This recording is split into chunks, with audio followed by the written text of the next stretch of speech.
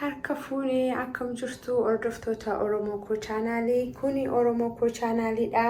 Ani immoo Burtukaan Danuuti. Har'a immoo viidiyoo biraadhaan gara keessanitti deebi'ee dhufeera. Viidiyoon koo guyyaa har'aa akkuma isin ilaalaa jirtanii tiqil goomanii kana akkamitti mana keenya keessatti waaddannee yookaan xabbafannee itti gargaaramna isan qabadhee gara keessanitti dhufee Oromoo koo chaanaa jaallattanii feetanii waan na do'attaniif galanni koo guddaadha. Akkuma as biraa ilaalaa jirtanii warrooti na barbaachisan warrootan as bira kaadheedha. Isin immoo wantoota biraa wanti itti daddabalattanii hojjetattanii yennaa jiraate itti daddabalattanii hojjechuu dandeessu. Ani har'aa mana koo keessaa kanan qabaa kan hojjedhee isin agarsiisuun gara keessanitti dhufee egaa akkuma beekamu tiqil goomaniin hojjedhee isin agarsiisa amma ta'ee jirutti jalqaba irratti kan na barbaachisu as biraa akkuma isin ilaalaa jirtanii tiqil goomanii qabaa. Tiqil goomaniin na barbaachisaa kunoonni kun tiqil goomaniidha jechuudha. Ittaanee shunkurtaan na barbaachisaa shunkurtaa ittiin godhadhaa. As biraa akkuma isin ilaaltanii timaatimiin na barbaachisaa timaatimii qabaa. Kunoo as biraa immoo kaarotii qabaa. Qaariyaan illee na barbaachisaa dhuma irratti ittiin urgeeffadhee irraa baasuu fi qullubbiinii fi jinjibilli illee na barbaachisaa. Kunoo zayitii as biraa qabaa as biraa soogidda qabaa. Irdii kana namooti barbaadan bifa isaa yennaa geeddaruu barbaadan kana itti godhachuu dandeessu. Warri hin barbaanne garuu itti godhachuu dhiisuu dandeessu. Anis hin barbaadu har'aa ani akkasumatti adii isaan hojjetadha yeroo baay'ee kanaaf warri feetanii itti godhachuu dandeessu. Baay'ee xiqqoo maankaa shaayii xinnoo walakkaa wanta ta'uchaadha. Kun immoo distiin itti qopheeffadhuudha. Warroota kanaaniin har'a egaa gara tiqil goomanii hojjechuutti isin dabarsaa. Oromoo koo chaanaal like, share, subscribe gochuu hin dagatinaa. Hiriyootaaf firootaa fi naa daddabarsaa. Egaa gara hojii isaatiitti darbinaa alma faana turaa.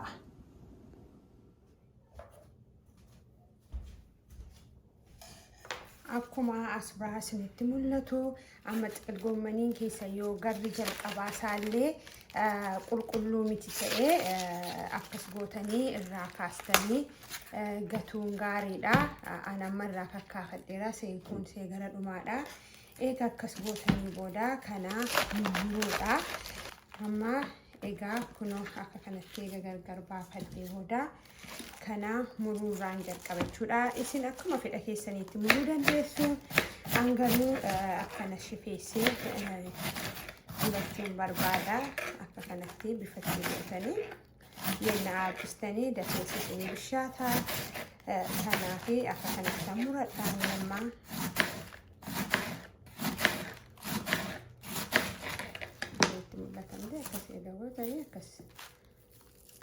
akkas gootanii eega akkasittiin gargar baafattanii booda qodaatti naqattan tokko qopheeffattanii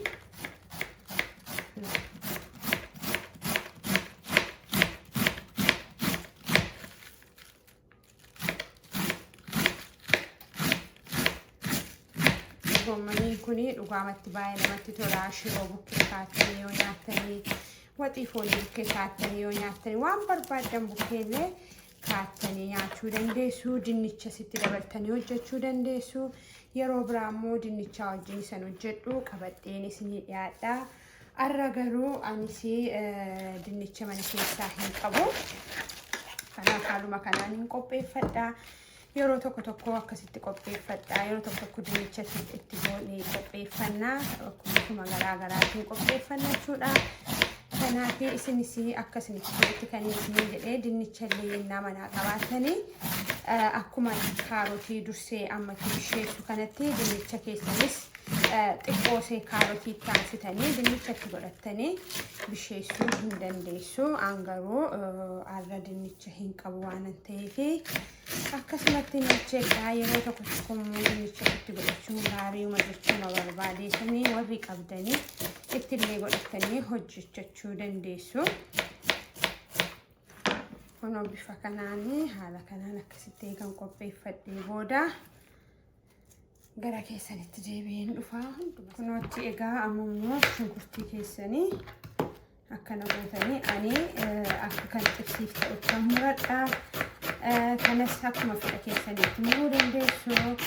An garuu akkasitti yeroo muradhu natti tola. Kanaaf haala kanaan godhadha jechuudha. Akkasitti gargar babba'a.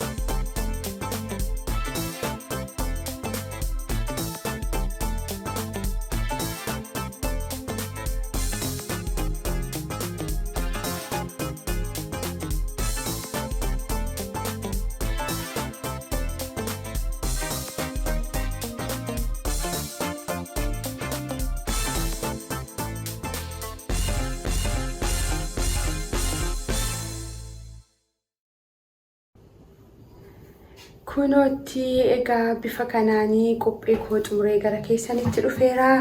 Tiqil gomenii koo haala kanaanii mummuradheera jechuudha. Ani qaqallisee muree isin akkuma isinitti toletti murachuu dandeessu. Timaatimii haala kanaanii mummuradhee qaariyaan kunoo shunkurtaa koo haala kanaan qopheeffadheera. Asbiraa kaarotii bifa kanaan qopheesseera. Egaa warroota kana qabadheen gara abiddaatti darbee hojjechaa immoo isinitti agarsiisa. Anuma faana tura.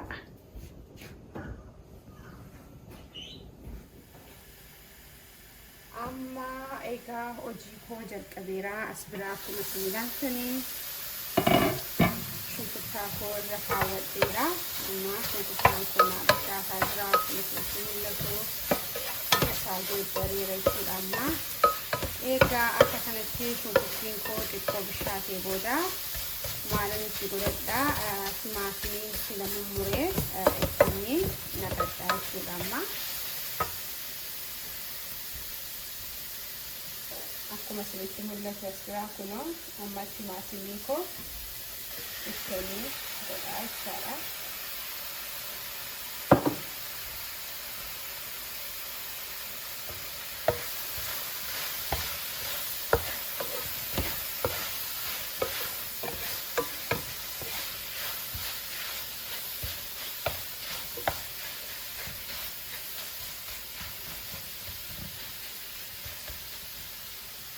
Egaa kun eega xiqqoo ishee bishaatee booda zayitiitti godhanna waan ta'eef daqiiqaa tokko hanga lamaatti kan bisheessa dura.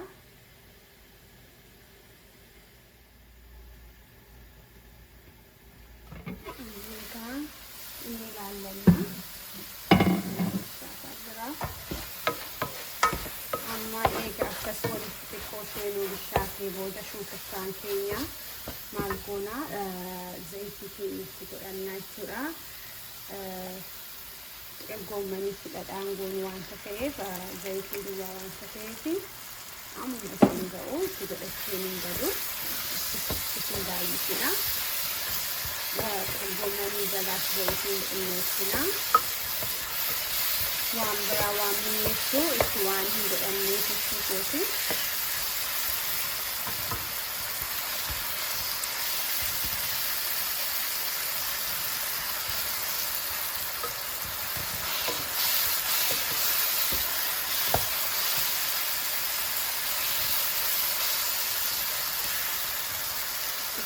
daqiiqaa tokko hanga lamaatti gaafa inni istaatu gara keessanitti deebi'ee dhufa kanuma faana jira. Amma egaa deebiin gara keessanitti dhufee sun akkuma ilaalaa jirtanii akka gaariitti nyaata bishaataa kana isaan maalanitti godhadhaa. Kaarotii koosii ittiin godhatee jira. Qullubbii ittiin dibila silakkuma keessee silakkuma laatan fallaana tokkochaadha. Fallaana shaayii xinnoodha.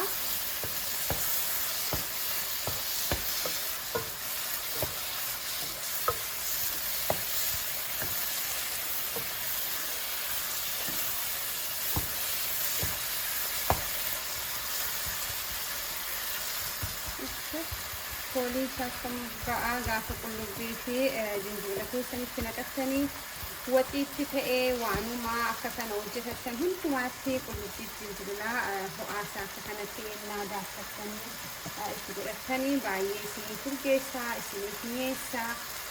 Amma kanatti taanee akkuma isinitti himee kaarotii qopheeffadhe kunoo kaarotichanii itti godhadha jechuudha. As bukkeetti namooti akkuma isinitti himee irdii itti godhachuu barbaadanii ammuma kanatti taasisanii itti godhachuu dandeessu. Ani garuu bifa isaaf yoo ta'e akkuma isin ilaalaa jirtanii bifa isaa timaatimii waan qabuufi akka diimachuufi kanaaf badaa hin barbaanne kanaaf isin godhanne. Ani namoota keessan garuu yeroo kanaa maasaa shaayii walakkaa tokko itti godhachuu jechaadha irdii. An garuu amma kaarotii itti godhadhachuudha. Irdii waan ani ittiin booneefidha.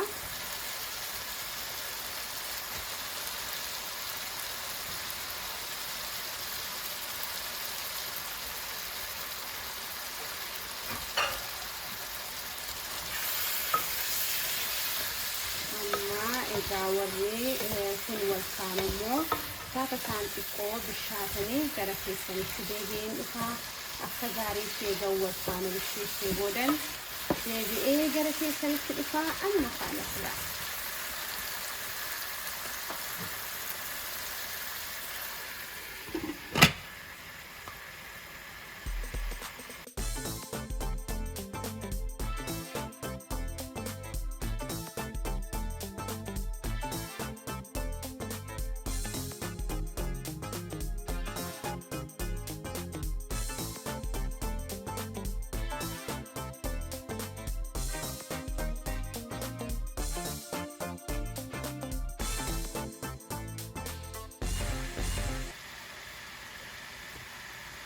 Egaa kunatti amma inni qaqqabaa jira jechaadha. Akkuma ilaaltanii gaariitti inni bishaateera. Amma kana taanee maal goona? Ergaa kaarotiin keenya xiqqoo ishee akka bishaatute baay'ee bishaachuu hin qabu. Kanaa wajjinis gatii bishaatu jechuudha. Amma kan murannee gommanii keenya itti godhannaa jechuudha.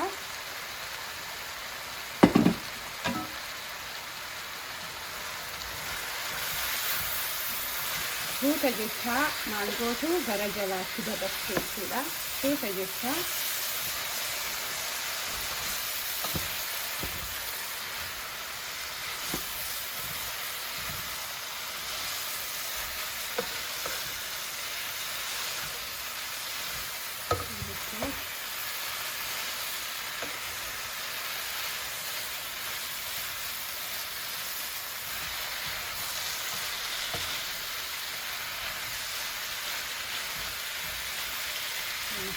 gomen gomen bakka magaalaa jira itti fixee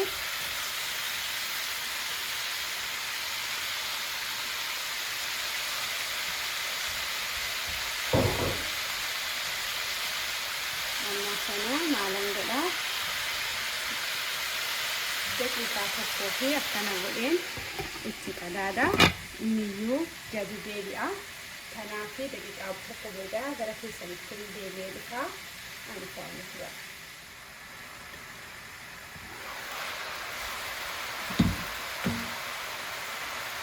Amma xiqqoo argatanii gadi inni guutuutii xiqqoo kabajjee beekeera. Amma gaa wal beeksisnee sochoofannaa jechuudha. Jalaaf irra akka tureef akka wal qaqqabutti.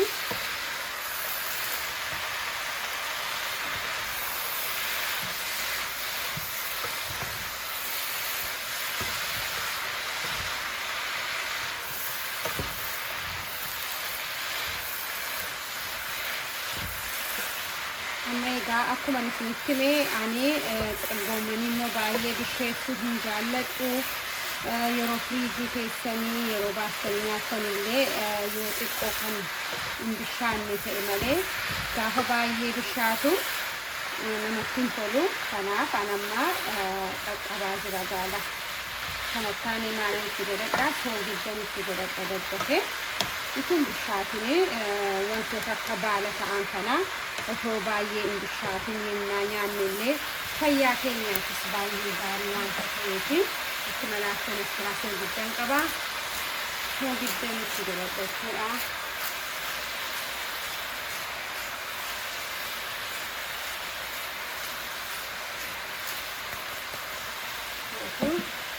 Xiqqoo qullubbiin sira daakkadhee xiqqoo ittiin dabaladha.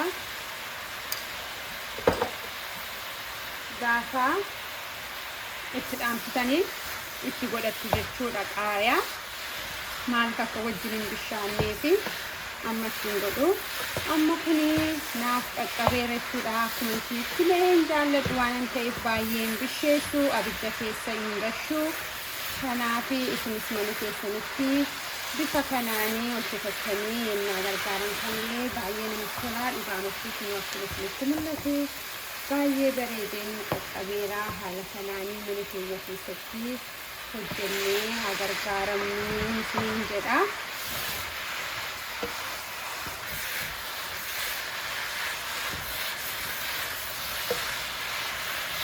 Soogidda isaallee ammuma ilaaluu hin dandeessu. Akkasuma hojjetanii tokko isaa keessanii nyaata.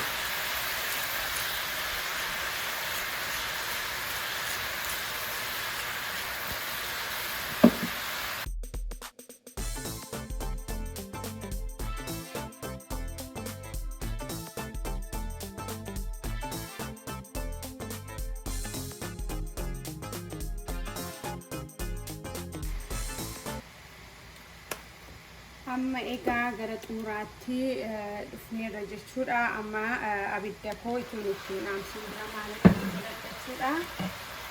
Akkuma isinitti mee kunuudha qaqqabeera gomenii keenya bifa kanaanii. Amma asirratti qaariyaan silaa qopheeffadhee amman itti godhadha jechaadha. Egaa kunoo haala kanaanii raawwadheera. Anis mana keessatti isinis akka kanatti akkasii itti dhimma baatanii abdii guddaan qaba. Oromoo koo chaanal like, share, subscribe gochuu hin dagatinaa. Egaa torbeetti immoo viidiyoo biraa qabadhee ammoo gara keessanitti dhufutti nagaa waaqayyootiin naa turaa jecha kunoo kan kana fakkaatu hojjedheera. Baay'ee bareeda. Bifi isaallee namatti tola. Kana caalaa bifa yoo itti dabalachuu barbaaddanii itti dabaladhaa.